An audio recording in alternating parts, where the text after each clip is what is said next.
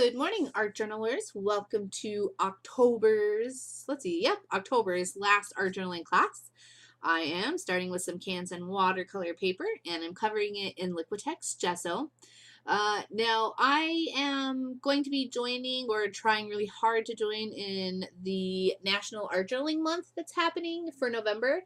So I am still going to be doing tons of art journaling videos. Oh, I say that because for 2017, or I'm sorry, holy crap, for 2016, I won't be doing any more in-person art journaling classes. So these classes that you get every Sunday, I also teach locally to a really great group of gals.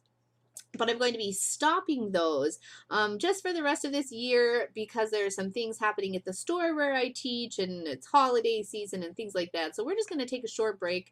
But I do plan to still be doing art journaling videos for YouTube.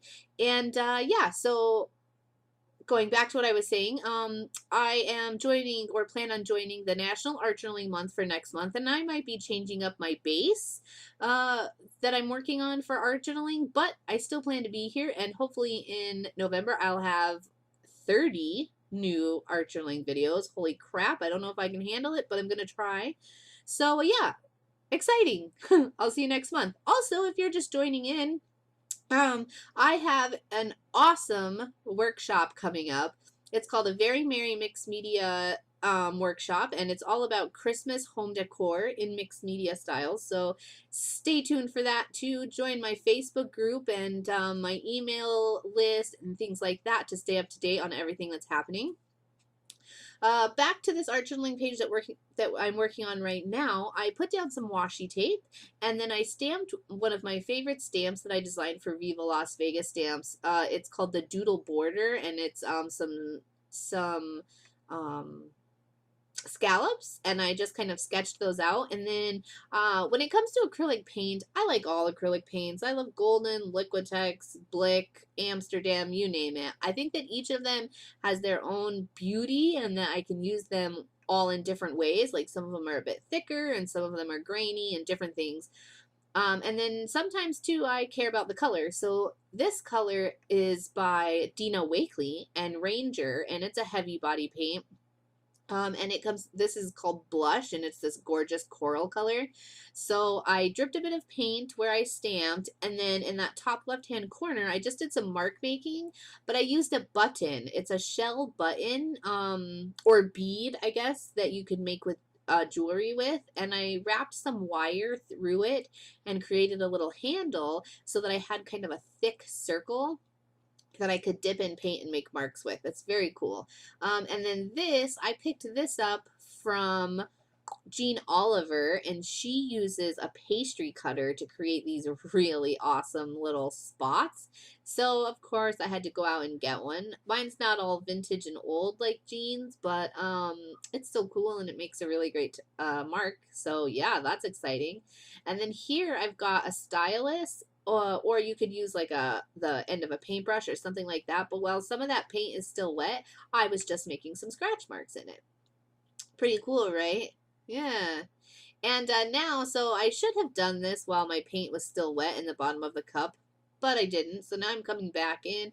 I have some ECRU colored DMC floss, and I am just dyeing it the color of that same color, that blush that I was working with. And it's really easy. You just put your acrylic paint in a small cup and add a bit of water to it where it's pretty fluid, and then you just dip whatever you want to dye that color into it.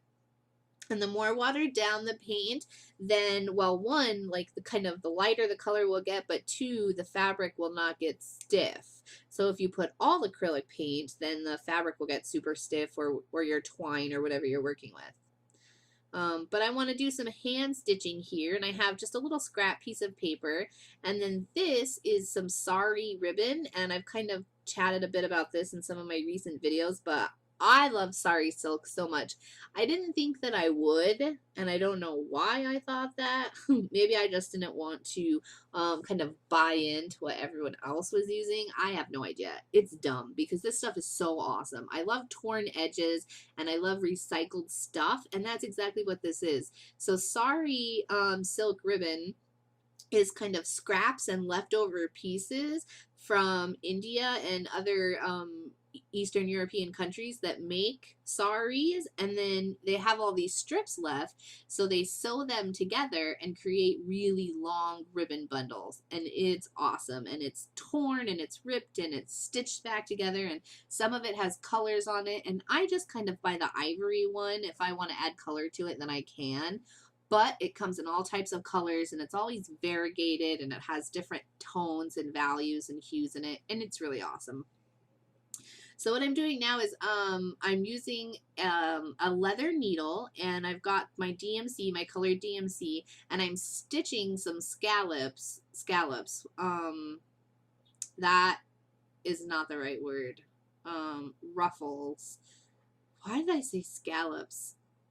Wow. I am stitching some ruffles onto this piece of paper, and the reason I'm doing it onto the piece of paper is because I want to adhere it down to my original page, but I don't want to stitch through the back of my page. And that's just personal. Like, I don't want knots on the other side.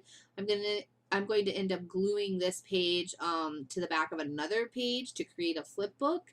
So if I can avoid any unnecessary bulk on the back end, that would be best. So I'm stitching it to a little scrap piece of paper, and now I can just gel medium that down when I'm ready. And two, by not putting it directly down onto the page, I can kind of move it around and check out where I want it and work underneath it before I adhere that down permanently. If I had sewn it directly to the page, it would be stuck there and I wouldn't be able to work underneath it at all. Yep. Oh, I'm going to splatter. See, like this, I'm going to splatter a bit of paint. And if I had already put that ruffle down, then I would have got paint on the ruffle, or I would have had to block it off. And it just works really well this way. It solves a lot of problems.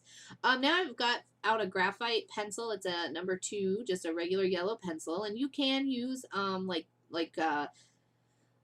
drafting pencils, and you know they come in different hardnesses and different softnesses. That's, I don't even know if that's a word, but they come in different hardnesses, and from probably like 9B, which is the super soft, to 9H, which is the super hard. But this number 2 is kind of right in the middle. It's got a little bit of softness to it. And I'm just using it to add to the splatters. So I have pink splatters, and then I'm complementing those with gray splatters, which you can see in the detail shot at the beginning and then all of the video, and I'll put it again at the end. Here I'm adding another thin layer, like a really skinny washi tape, and I end up covering it almost all the way up anyway, so you don't necessarily have to have that. But it's also one more layer of goodness. And I really love this original page because for me, it's like all the things I love. There's a lot of white space. There's some paint. There's mark making. There's washi tape, stamping. There's fabric. There's hand stitching. So even though the page itself might seem a little simple in composition, I had a ton of fun making it. And I kind of just did whatever I wanted to. And it's very graphic, and I love it. I let some things dry, like that matte medium, and I put that back. I glued the ruffle down with matte medium, and then I let that dry overnight. And now I've got out another of my favorite stamps for VLVS. I did this music note background, and it's like the perfect size for cards and tags and things like that. But then I have out some awesome, one of my favorite pieces for Amal Studio that I designed, which is these chipboard chevrons. And I've got out some Yoo-Hoo, and I'm just going to, our layered pieces, I don't know if I've mentioned this before, but our layered pieces at Unwow Studio, they're exactly what they're called. They're meant to layer and add things to and take things off, and you can pile them up on top of each other, and you can add paint and paper and fibers and all kinds of things.